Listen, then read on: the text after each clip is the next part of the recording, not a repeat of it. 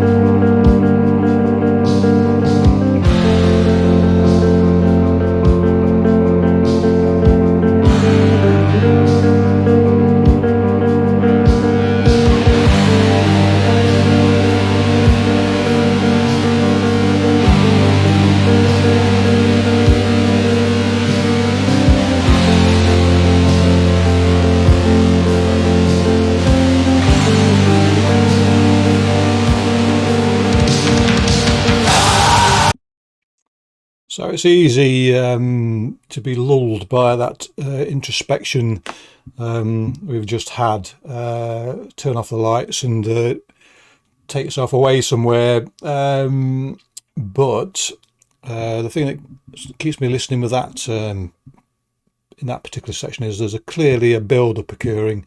The acoustics are prodded and then bullied a bit by the electric guitar and those sort of riffs or not riffs, those chords of increasing emphasis, sort of tell you that changes are coming, and it did. So let's listen to it.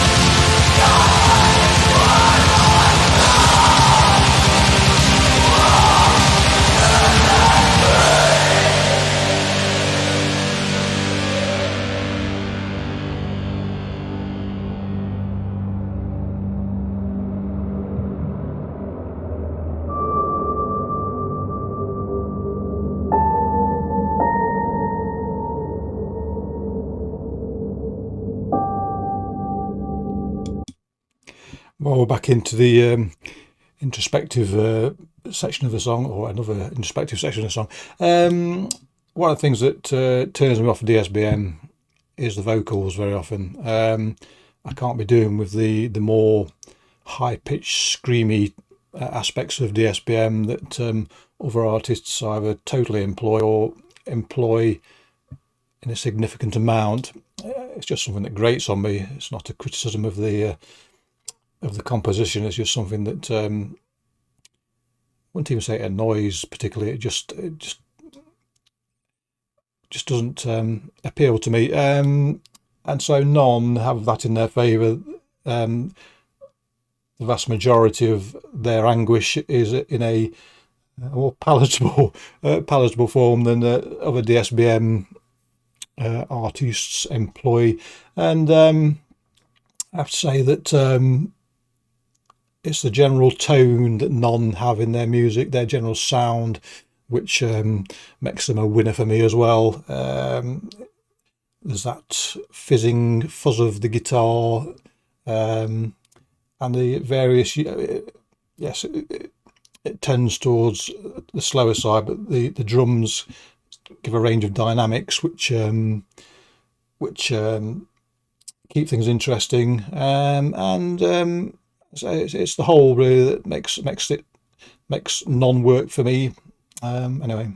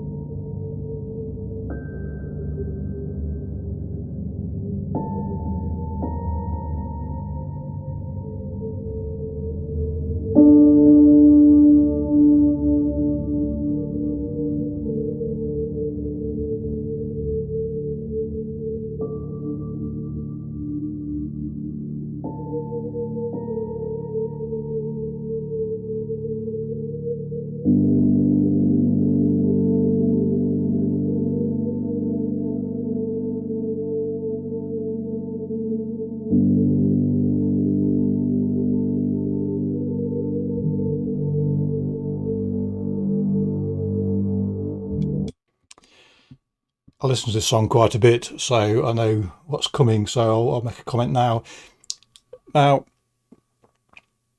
given I've said that a lot of DSBM that I do like, if it makes me happy, that doesn't mean so I don't understand what the artist is trying to convey. And there, this last sort of a minute or so,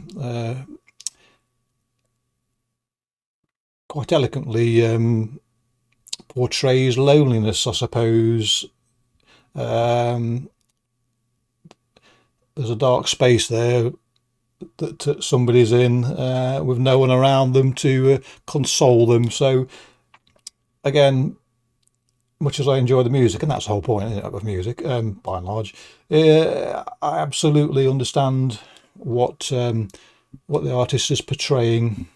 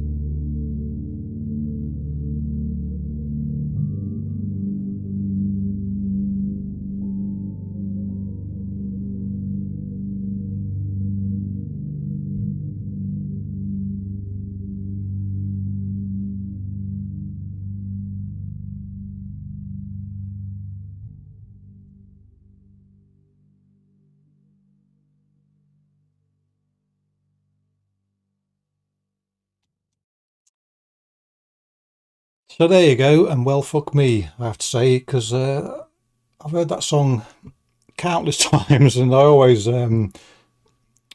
recall it as ending on that slicing riff. But no, it drifted away into oblivion, didn't it? So just goes to show that your your memory of what you listen to can be very much wrong. My excuse is age, I suppose, and the fact that I often listen to music whilst doing other things, but no excuse for not understanding what the end was going to be there. But nonetheless, still effective. It was a drift out, as I say, into oblivion and abject misery, maybe, and so served its purpose. Yeah. I'm wrong-footed there. I had other things to say, but because it didn't end as I remembered it to, and I say I only heard it about 3 days ago. Anyway, oh well, that's my synapses on strike as usual, and my memories don't function like they used to do. Hey ho. Anyway, waffle. Next one I'm going to do of this little trio of things is markedly different, but nonetheless makes its point, and for me, of course, quite enjoyable. Anyway, clicky bollocks, catch you all next time. Cheerio, before I start waffling on and on.